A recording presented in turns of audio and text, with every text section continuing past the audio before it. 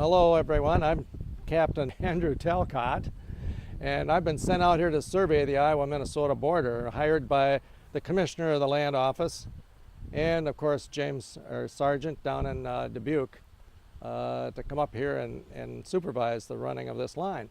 And Captain Lee, Captain Thomas J. Lee, not to be confused with Robert E. Lee, who happened to serve under me when we were surveying in Ohio, has already been here and set this monument at this site for us to begin our work. And he did that several years ago, in 1849. He was out here and set this monument here after making some observations on the Wisconsin side of the river and then transferring the location over here. So this monument's been sitting here for 3 years, and it's going to be the base of our work on this end of the line. So we're supposed to hold the position of this monument and then work our way west. I was born in Connecticut in 1797.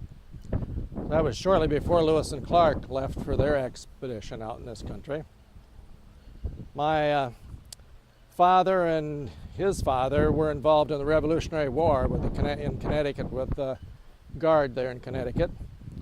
And so my family's been quite military. I have an older brother who has already been in the military. He was involved in the War of 1812, and he rose to the rank of general. He was actually in charge of some of the quartermasters and supplies for all the forts at that time during the War of 1812. So I kind of followed after him, and I decided to go to West Point. And I graduated from West Point in 1818. I was second in my class. And when you graduate second in your class, you get to choose whether you want to be regular military or be in the Corps of Engineers. And of course, I decided to join the Corps of Engineers. I thought that'd be more exciting. They get to do a lot of exploring and mapping out in the country. And they design the new forts and projects like that they get involved with. So my first assignment was in upstate New York at a fort up there that was being rebuilt. This was shortly after the end of the War of 1812, so the British had kind of destroyed the fort up there, and we were rebuilding that. And in my second year, I got assigned with General Atkinson. The whole theory of the War Department that year was we need to reclaim the Northwest Territory that we lost to the British during the War of 1812. Now, they turned it back to us, but they had destroyed some of the forts, and we didn't have any presence out here. The fur traders were out here competing against the Northwest Company, and they needed some protection, and we needed to come out here and let the Northwest Fur Company know they're on American soil and they need to be paying their tariffs. So there was 2 big expeditions sent out here. 1,000 men were sent up the Missouri River. It was called the Yellowstone Expedition. It was supposed to go all the way to the Yellowstone River and establish a fort up that far. But the whole operation got bogged down trying to make its way up the Missouri River on steamboats because they were running aground, and the one I was on broke down, the main piston broke down, and they had to send somebody clear back down to the Ohio River and up the Ohio River to get a new piston for it. And we finally made ourselves as far as Council Bluffs. That's all the further we got, and winter started closing in. So we stopped and built the fort. And I drew up the plan for the fort there for Colonel Atkinson at the time. So if you go visit the fort today in your time, which has been recreated by the Nebraska Historical Society, you'll see my drawings there because I drew the map for the fort. Now the following year, 1820, they wanted to make connection with the other group of troops that had also been sent out into the wilderness, and that was Leavenworth. Colonel Leavenworth left Detroit, went up through the Great Lakes, got on the Fox River, came down and portaged into the Wisconsin River, came down to Prairie du Chien, where they were held up a little bit because one of the officers' wives was having a baby. And they were also waiting for some troops from St. Louis to come up and join them there. And then they came on up the Mississippi to establish a fort at the junction of the St. Peter, which you know as Fort Snelling. So he'd gone up there in 1819 while we were going up the Missouri. Well, they wanted to make a connection cross-country between these 2 forts so that they could share troops and supplies if necessary. Nobody had ever gone across this stretch before, between the Mississippi and the Missouri this far up. No military expeditions ever been up here. I got assigned with a group of 15 foot soldiers and a sergeant and 3 other officers. We were commanded by Captain McGee. We had Colonel Kearney along with us, although he wasn't in charge, he was just along for the ride. And we started out from Council Bluffs and we were headed up here to try to find Fort Snelling. Well, we got up to the Des Moines River. We also had an Indian guide with us and his squaw and papoose. It's a good idea to have a woman traveling with you, then the natives know you're not a real war party. So we made our way up to the Des Moines River, and the guide knew where we were when we got to the Des Moines River, but after that, he kind of lost his way. And we wound up coming way east. We got clear over by what you call Clear Lake now, Mason City. We shot a bunch of buffalo in that area. There was a big buffalo herd in that area yet. This is 1820.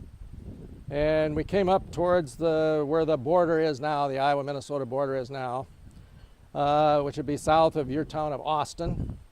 Across the Cedar River, we all kind of wondered, is this the St. Peter, which you know is the Minnesota River now?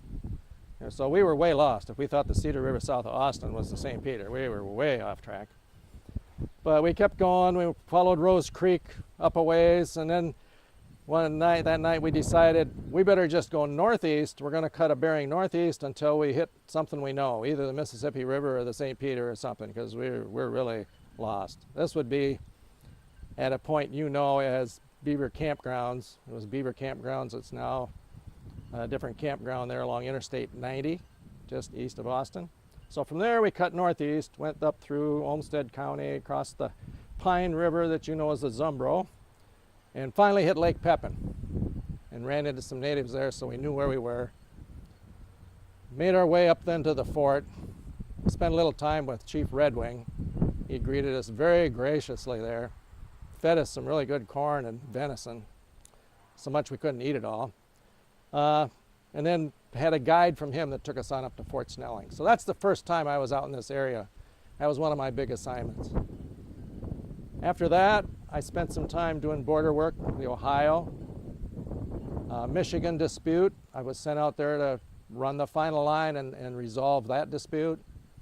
I was also on the Border Commission in the Northeast United States to settle the border between the U.S. and Canada back then. They were still arguing up in Maine about exactly where the border was supposed to be. So my specialty was establishing borders, and in particular establishing latitude with observations from stars. And I even made some improvements to the astronomic telescopes that were being used in those days. And we added a lot of cross wires and everything so that we could observe multiple stars crossing through the scope at the same time. And we could plunge the scope from the northern hemisphere to the southern hemisphere and observe stars in both hemispheres. And the Coastal Geodetic Survey actually adopted that as being the Talcott method of calculating latitude. So I was pretty well known for that.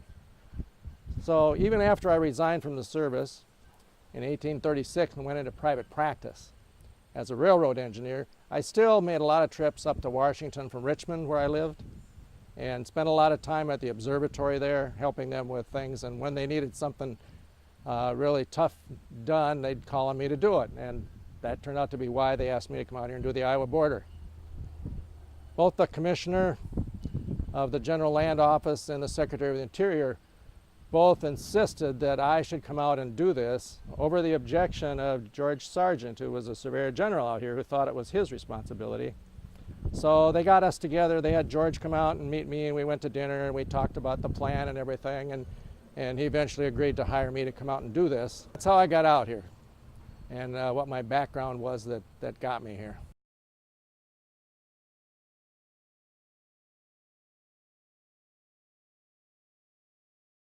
Well, the first time that I saw the monument was in about 1977 when I came down here researching and looking for the monument. It didn't look as good as this when I got here the first time. There was a mound here the city had built and had repositioned it so that it was up on a mound like this, but it didn't have this barricade around it. It had some posts around the bottom edge was all. And it wasn't all painted up like this or had a sign here, but the monument was here. Looked pretty old and rusty. And I took some pictures of it back then that I've still got.